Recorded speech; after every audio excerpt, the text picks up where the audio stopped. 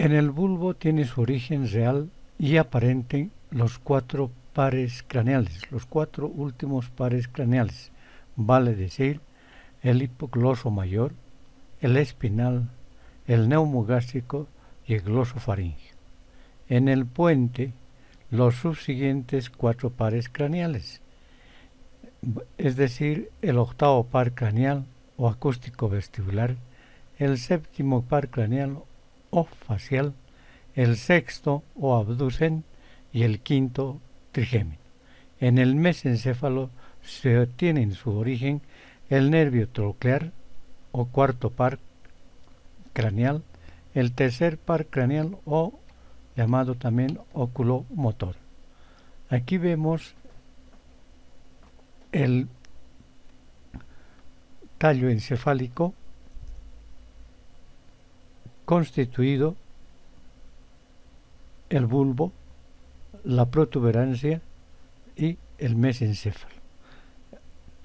Es un corte sagital para ver que el tallo encefálico está unido al cerebro por este núcleo importante, es el tálamo óptico, y está unido al cerebro menor o cerebelo por los pedúnculos cerebeloso superior, cerebeloso medio y cerebeloso inferior. Vemos en un esquema el tallo encefálico constituido por el bulbo, es una vista lateral, la protuberancia y el mesencéfalo. En este vemos pedúnculos cerebrales, los tubérculos cuadrigéminos posteriores o acústico y los anteriores ópticos.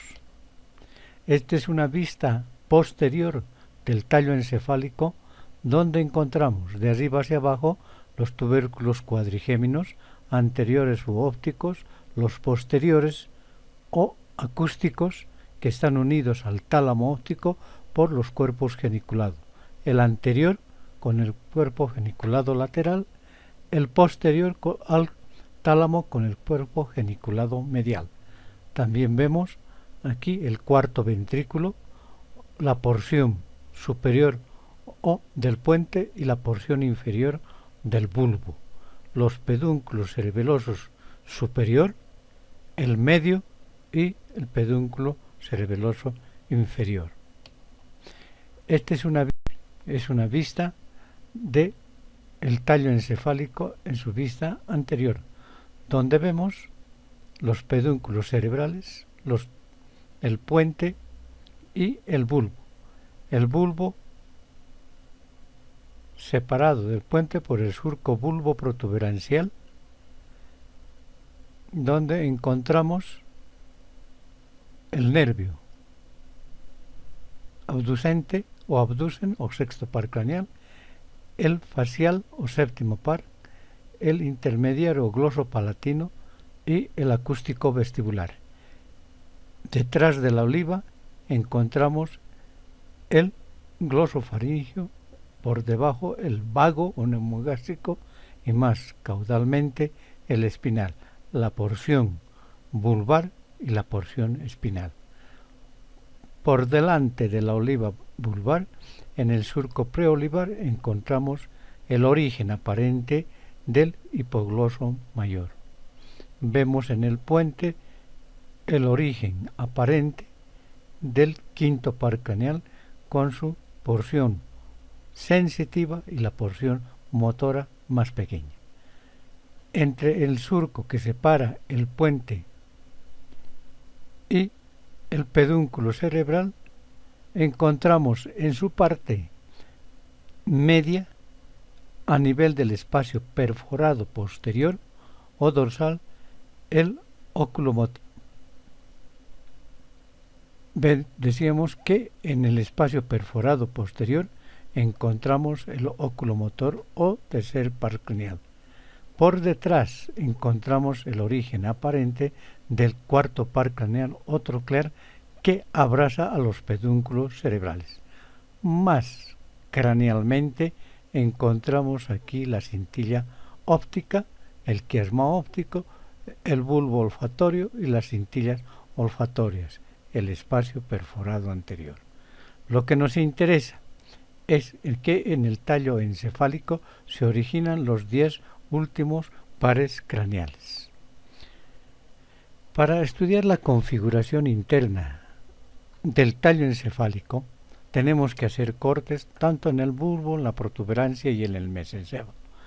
En la configuración interna del bulbo vamos a ver que existen modificaciones en la sustancia gris y en la sustancia blanca en cuanto a su posición anatómica o su situación anatómica. Decimos que para eso existe la decusación motora. Esta decusación motora, determinada por el tracto motor, forma el núcleo motor o el núcleo ambiguo, lo que correspondería a la médula al asta anterior. Posteriormente vemos la decusación sensitiva. Esta decusación sensitiva viene de los núcleos gracil y cuneatus. La decusación sensitiva viene de los núcleos gracil y cuneatus y forma el lemnisco medial. Esta decusación hace que se forme el núcleo del fascículo solitario, que será el núcleo sensitivo de los pares craneales. En diferentes cortes también veremos que el conducto ependimario se dilata para formar la porción vulvar, en este caso del piso del cuarto ventrículo. También aparecen ya estructuras propias del bulbo como la oliva y las paraolivas, que son importantes en la porción extrapiramidal, en el sistema extrapiramidal. Aquí vimos los núcleos, la parte posterior de lo que era la médula, el asta posterior, ya se horizontaliza y estamos viendo la aparición de los núcleos gracil y los núcleos cuneatus, la aparición de las olivas y las paraolivas, la cinta longitudinal posterior y los núcleos o los tractos motores que vienen de la corteza cerebral. Hemos dicho que se presenta la decusación motora. En este dibujo vemos la decusación motora, que formará el núcleo ambiguo o núcleo motor que representa el asta anterior de la médula. En este otro esquema vemos cómo las fibras, llamadas fibras arciformes internas, forman el lemnisco medial, que es lo que lleva la sensación profunda consciente. Aquí se está formando a través de los núcleos gracil y cuneatus el lemnisco medial, y aparecen además las olivas y las paraolivas. Este esquema es mucho más representativo. Vemos cómo la decusación motora y los núcleos gracil y los núcleos cuneatus, los fascículos ascendentes, el espino cerebeloso anterior o ventral, el espino cerebeloso dorsal, el espino talámico lateral y anterior, entonces se lateralizan en esta porción o en este corte del bulbo. Aquí vemos cómo las fibras arciformes internas están formando el lemnisco medial por los núcleos gracil y los núcleos cuneiformes. Los fascículos ascendentes o sensitivos, como el espino cerebeloso lateral, espino cerebeloso anterior, el espino cerebeloso posterior, el espino talámico lateral, se encuentran entonces periféricamente en la parte posterior y lateral del bulbo. En la parte anterior encontramos los tractos piramidales, como los núcleos motores. Este es el núcleo motor del hipogloso, que corresponde al núcleo ambiguo. Este es el núcleo vegetativo del 10º par craneal, que constituyen en el piso del cuarto ventrículo unas eminencias. A esto se llama el trígono del hipogloso, el trígono del vago y el trígono acústico vestibular, lo que antiguamente se llamaba el ala blanca interna, el ala gris y el ala blanca externa. Ya vemos cómo está dilatado, ya se forma el cuarto ventrículo. En la sustancia blanca, los tractos ascendentes, como hemos dicho, como ser el espino talámico lateral, el anterior, espino tectal, espinos cerebelosos, ocupan la parte periférica o lateral del bulbo. Hemos dicho que también se forma el lemnisco medial por fibras que vienen de los núcleos gracil y cuneiforme, que llevan sensibilidad profunda consciente. Los tractos descendentes o motores se encuentran en la parte anterior, cerca de la comisura ventral. Aquí está la pirámide, aquí está el lemnisco, se forma ya el lemnisco de los núcleos gracil y cuneatos, y las fibras ascendentes lateralizados. Ya hacen su aparición a este nivel en un corte más superior los lemniscos, que son caminos o formaciones que llevan la sensibilidad hacia el tálamo óptico. Es lo que decimos que el lemnisco es el camino que dirige desde la médula, pasando por el bulbo, por la protuberancia y por el mesencéfalo hacia el tallo, luego a la corteza, al área 3, 1 y 2 o parietal ascendente. De allá hace conexión con las áreas motoras para descender y enviar su acción correspondiente. Hemos dicho también que ya se forman los lemniscos, entonces del gracil y del cuneatus forman el lemnisco medial. De la unión del espino talámico anterior y del espino talámico lateral más el espino tectal, el lemnisco espinal, que también se dirige hacia el tálamo y posteriormente a la corteza. Y en un corte más superior encontraremos el lemnisco lateral o acústico, porque lleva fibras de la vía acústica. En el bulbo se originales. Indicamos que en el bulbo se originan los 4 últimos pares craneales. El hipogloso es un nervio motor, tiene su origen en el asta anterior de la médula, es decir, en el núcleo ambiguo.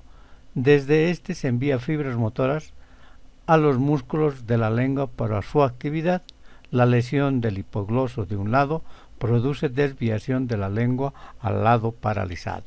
Tenemos la parálisis del hipogloso del lado derecho. El origen del glosofaringio. Glosofaringio es un nervio motor sensitivo y vegetativo. El origen sensitivo es en el núcleo del fascículo solitario, o sea, lo que era el asta posterior de la médula. Recoge los estímulos de la faringe y el tercio posterior de la lengua. Envía hacia la corteza, pasando por el tálamo óptico, y de la corteza, por conexión con la vía motora, se dirigen las vías descendentes hacia el núcleo motor. El origen motor está, por lo tanto, en el núcleo ambiguo, de donde salen fibras para los músculos de la faringe.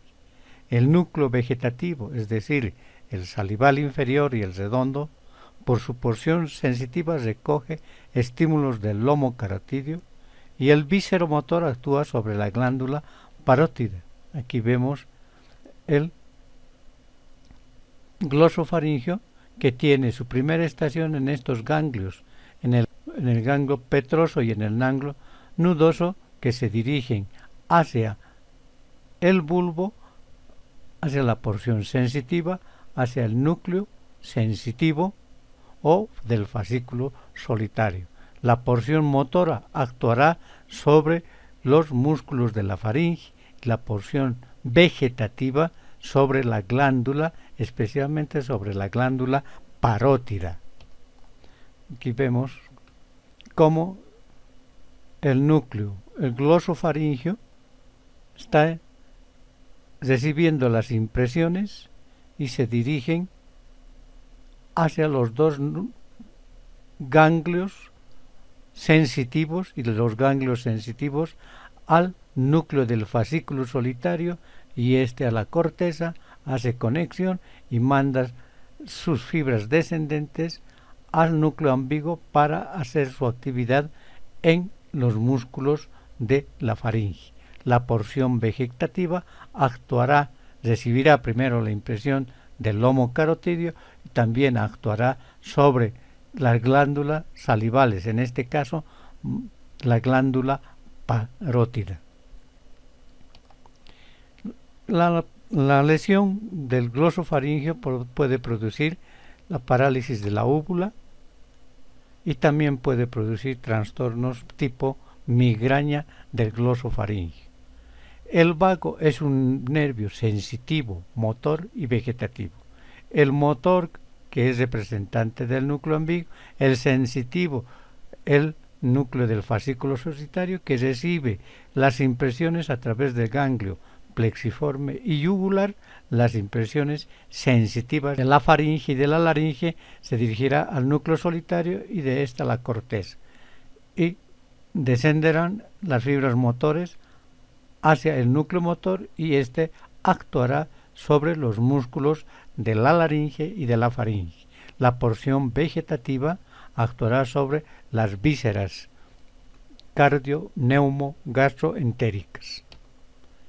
Aquí vemos igualmente cómo forman los núcleos. Este es el núcleo vegetativo del 10º par craneal. Forma el trígono del vago o ala gris. El hipogloso forma el trígono del hipogloso o ala blanca interna, y a este nivel se encuentra el ala blanca externo o vestíbulo coclear. El origen del hipogloso mayor es motor, eminentemente motor, inerva a la lengua y forma una eminencia que ya hemos indicado en el piso del cuarto ventrículo. Se ve igualmente aquí la cinta longitudinal posterior, las olivas, las paraolivas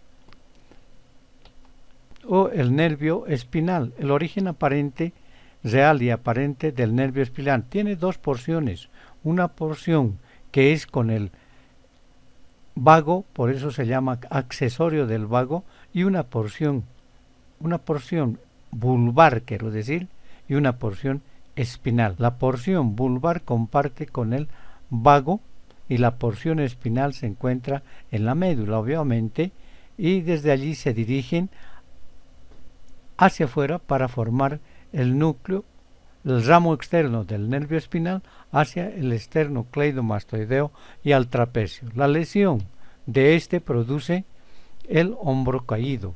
Esta es la porción vulvar y esta es la porción medular del nervio espinal 11 par craneal.